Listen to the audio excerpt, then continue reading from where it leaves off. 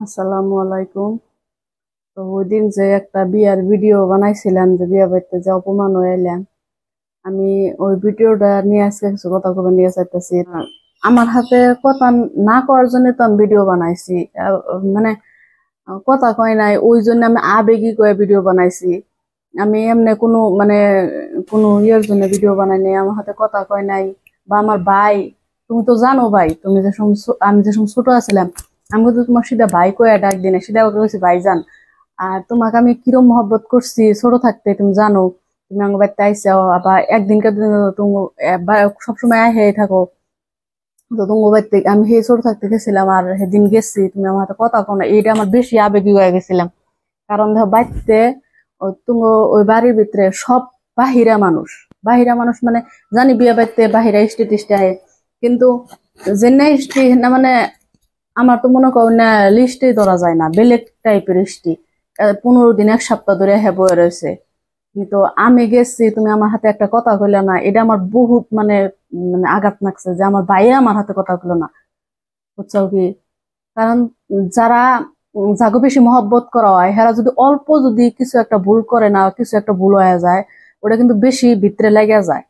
আর তুমি তো ফালাই না না যে অপর মানুষ, অচিনাকি মানুষ কথা কয় না টাইম পানা। তুমি আমার ভাই, তুমি আমার ফুয়াতো ভাই, মানে তুমি বড় বংশের ভিতরে, তুমি বড় বোনের আমার বাপের বড় বোনের বড় পোলা, বড় বাইগনা তুমি আব্বার। তো তুমি আমার ভাই, তো আমার সেই জন্য বেশি খারাপ লাগছে যে আমার ভাইয়ে আমার হাতে কথা কইলো না। তো আমি ভিডিওটা মানে আমার সেই জন্য আমি ভিডিওটা আপলোড দিছি। আর আমি ভাই মানে আমার হাতে প্রত্যেকদিন কি কি গড়ে না গড়ে আমি ভাবি যে ডেইলি ব্লগ স্লগ বানামু। আর ওই দিন এবার করে হয়েছে না, মানে আমি ভাই ওটা আমার ব্রেনের ভিতরে এথানি আঘাত, মানে কিভাবে মানে আমার ব্রেন ক্যাপচার করে না, আর বহুতই খারাপ লাগছে। সেই জন্য আমি ভিডিওটা আপলোড দিচ্ছি। ভিডিওটা আপলোড দেওয়ার জন্য তোমার ভিতরে যদি কোনো আঘাত লেগে থাকে, আমি চাই না কেউ আঘাত দিবার নিগে, মানে কেউ আঘাত দিয়া কোনো কথা কবেন নিগে, আমি ওটা আমি নিজেও পছন্দ করি না। তো তোমার কোনো আঘাত যদি লেগে থাকে আমার ওই ভিডিওটা থ্রু দিয়ে, তো আমি তোমার কাছে সরি।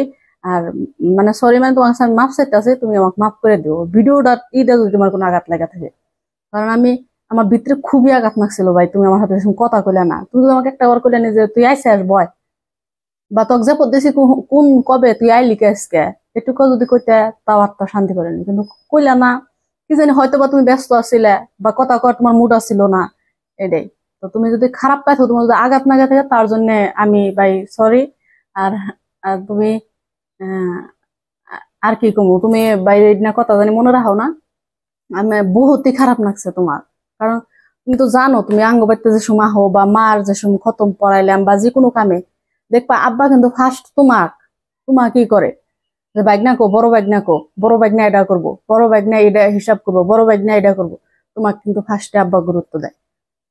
তো আমার বেশি খারাপ লাগছে যে আমার ভাইয়া আমার হাতে কথা কইলো না, এটা আমার বেশি লাগছে। তাছাড়া ওই যে ভাবি কথা কইছে না, বাইস্তারা কথা কইছে না, অন্য পাড়াপড়শি কথা কইছে, ওটা আমার কাছে ম্যাটার করে না।